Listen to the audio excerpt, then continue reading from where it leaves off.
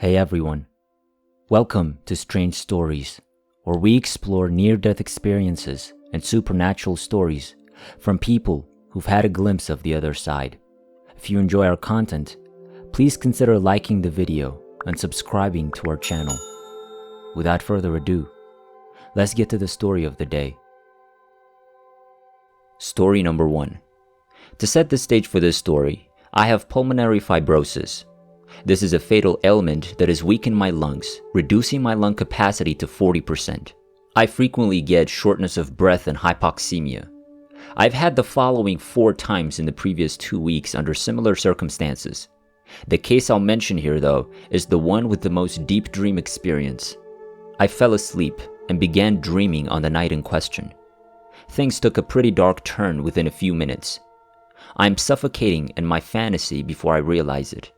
In reality, my nose was nearly entirely clogged. My mouth did not open.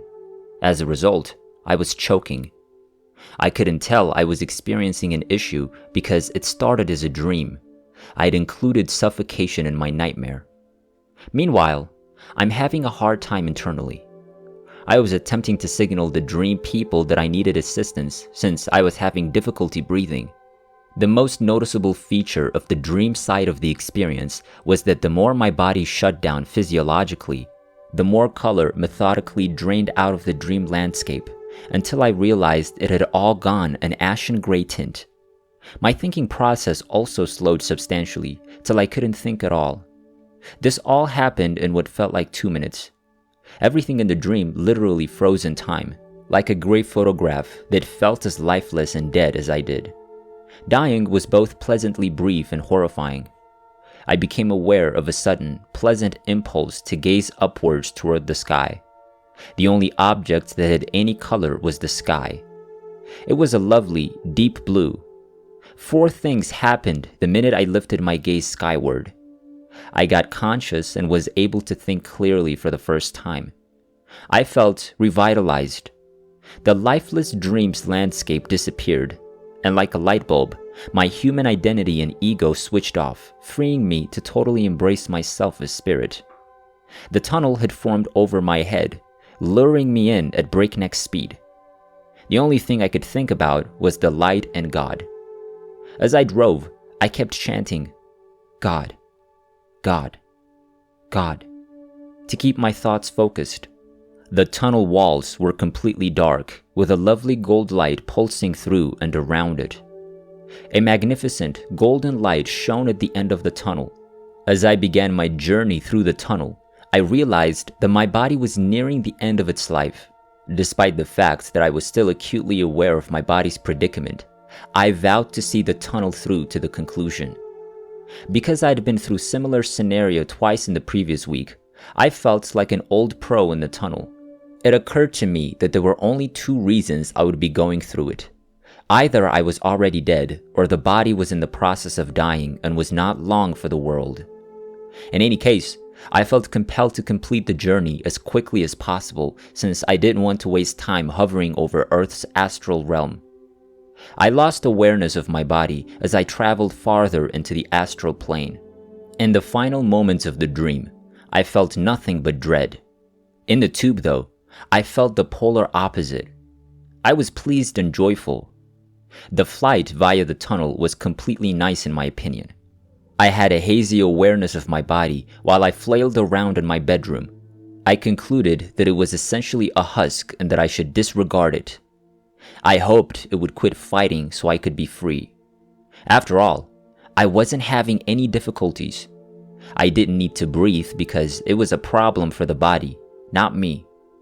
The further I got into the tunnel, the clearer my senses and brain processes were until they were completely clear at the conclusion. I had a strong feeling that I was finally returning home. I half expected to glide through the light and out the other side. Instead, I was abruptly halted just as I was about to enter it. It was a massive wall of golden light that appeared to be 500 feet tall and as wide. It was impossible to ignore because everything else was pure darkness. It was the vacuum that I recognized. This was the point of no return. I knew that if I passed over the curtain, the body would perish instantly. There was no turning back now. I was still attached to it for the time being. I recall thinking that it would be a shame to give up an otherwise slightly serviceable body unilaterally when there is no compelling cause to do so. Nonetheless, I desired to pass through the curtain in the worst way conceivable. From the other side, I could experience an almost indescribable sense of goodwill and delight. I also experienced a big wave of emotion, which confirmed to me that the spirit realm is a highly active place. Many kind individuals seemed to be just beyond the curtain. The majority of my feelings were beyond words. However, I thought that by leaving the world early, I would not only be shrinking my duty to this form, but I would also be offending God. To do so struck me as the height of recklessness. I opted to return to the world, as terrible as it was to leave the light. I awoke for 10 seconds before falling back asleep. I found myself in the same situation once more. My nose was still blocked, and I hadn't gotten out of bed long enough to clear my airway. This time, I looked up at the sky and found myself rocketing through the tunnel. The trip, as far as I could tell, took 10 seconds. I stayed at the wall of light for a little longer this time. Even though I left again, I was frustrated because I couldn't cross across yet. When I awoke this time, I made sure to clear my airway before getting up to reflect on all that had happened in the preceding week.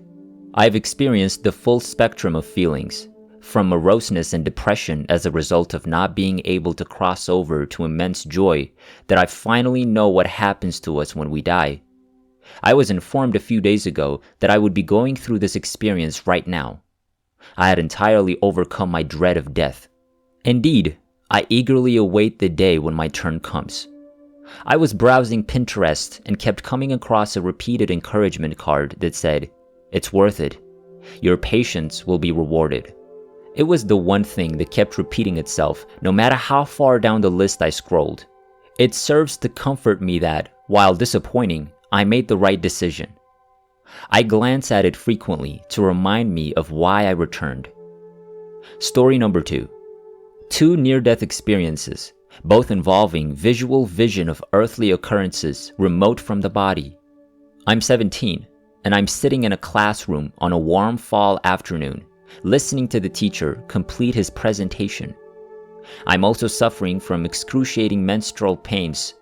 I've fainted a few times as a result of these, and I'm waiting for class to end so I can get up and go to the nurse's office. There are only a few minutes till the class ends, and if I can hold on, but I can't. I feel myself faint, but unlike previous faints, this time I fall off my seat and hit the side of my skull on the metal rim of a desk in the row next to me. The next thing I know, I'm being jerked out of my body from the back, as if someone had snatched my soul or consciousness. Who I am.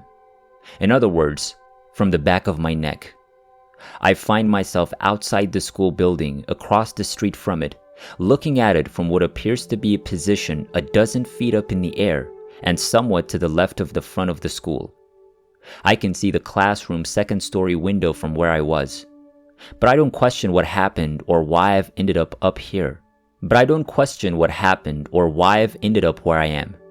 I'm passive but comfortable, and I'm acutely aware of the colors and details of the typical scene before me.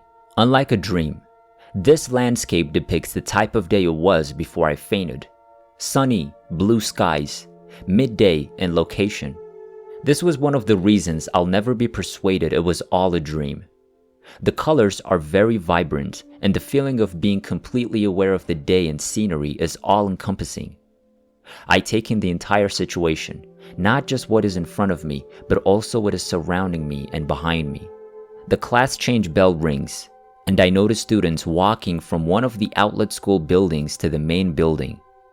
Later, I notice that when I focus on these students, I do not recognize them with the same sense of recognition that I had in ordinary awareness. Instead, a part of me, my vision, I believe, telescopes right up to them, while the rest of me remains at the same vantage point in the air. I'm aware of what each pupil I focus on is thinking and feeling. In fact, I sense what it's like to be that person. But I do treat this information in the same way that I would in regular consciousness. I mean, if someone had approached me at that age and said, "You'll have this ability to know what someone else is thinking or feeling," I would have been delighted, even mischievous. But for whatever reason, I am now passive and at peace with what is going on, and I have no urge to exploit or manipulate any circumstance. Then I'm pushed back into the second-story window, pulled in with a swoosh through the screen, at which point I lose my spirit feeling and black out. I regain normal consciousness while resting on the floor. I feel frigid, odd, and slow, as if I've been out of it for a long time, even though I only fell a minute or two ago. My body feels heavy and sluggish to me. The bell had rung and some students were streaming out, some of them gazing at me as they walked away, and a few were snickering. Later I learned that some of them thought I fainted due to the heat in the room. My teacher and one or two of my friends were pulling me to my feet and asking how I'm doing. One of them walks me to the nurse's office. Even after all these years, what strikes me as so real about this experience is its warmth and calm, as well as the vibrant colors and crisp details of a scene that I would normally take for granted. There were no spiritual presences, though I have felt them before. There were no glaring lights or tunnels. However, I was able to maintain a clear, peaceful awareness without any effort on my behalf. My second OBE felt very similar to my first. During a difficult labor, I stopped breathing. The anesthesiologist placed a gas mask over my face, and I lost consciousness.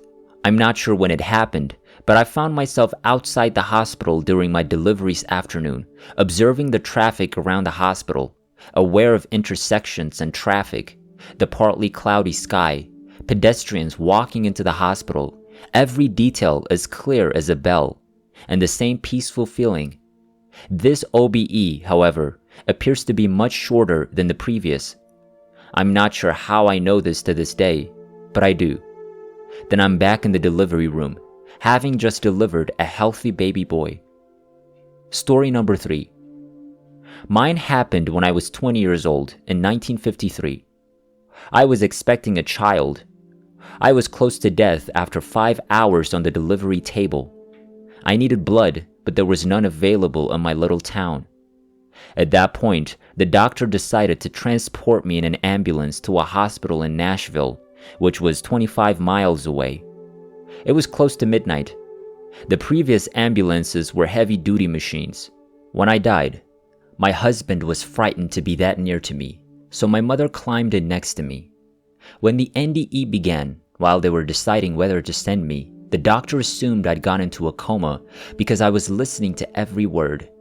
With everything going on, I could see his feet and that his shoelaces were not fastened, and that he had no socks on when the funeral director arrived. He was also the ambulance driver. That bothered me since I was concerned he would trip and fall. They had to wheel me past the waiting area, and I could hear everything that was said.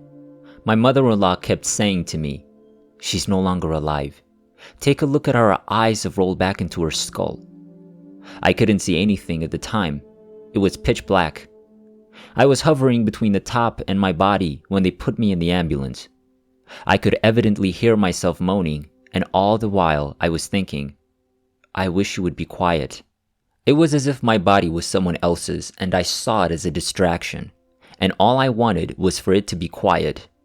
I could hear my mother speaking to my body and promising it that would be there shortly. I recall seeing railroad tracks ahead and thinking to myself that the ambulance should slow down. Although I was not in agony, my body was nevertheless creating a racket. They were waiting for me when we arrived, and 5 men rolled me into the elevator and then straight into the delivery room. At this point, I went straight to the ceiling and watched it like if it were TV. I felt so good and so, well, tranquil would be a close second. I had no interest in either the corpse or the baby. I didn't notice or think about the folks who had followed me into the waiting area. I was looking down while hovering in the room. Then all of a sudden, I was moving quickly backward and upward. I was suddenly moving forward without even realizing it. I didn't think of it as a tunnel, but it was dark and there was a beautiful white light ahead. and I needed to get there quickly. A whirling noise was the sole sound. The next day, I awoke in critical care, with the doctor sitting near my bed. I was so pleased that I wanted to tell him about my fantastic experience, but all he did was smile, touch my hand, and begin telling me about my baby. He claimed he wanted to prepare me for the next time I saw him. He'd been in the delivery canal for so long that his head had compressed to a point on top. He also expressed concern about possible brain injury. I had been in labor for a week before all this started. He was discovered to have an IQ of 160. He was born on the Sunday after Easter and died on the same day 25 years later in a plane disaster in Alaska, where he was a bush pilot. Before he died, he had multiple close calls in various ways. I still wanted to tell everyone I came into contact with about this amazing event. Until that happened, it was me, not the baby, who suffered brain damage. So for years before meeting Dr. Moody, I learned to keep my lips shut. I've found that there's no such thing as death, only transfer to a higher plane of consciousness. When my only son was killed, that saved my life. I wept for myself and everyone who loved him, but I knew he felt no pain or misery. Despite the fact that he had a daughter 2 weeks after his death, I simply hoped he could have seen her. And then I realized he had.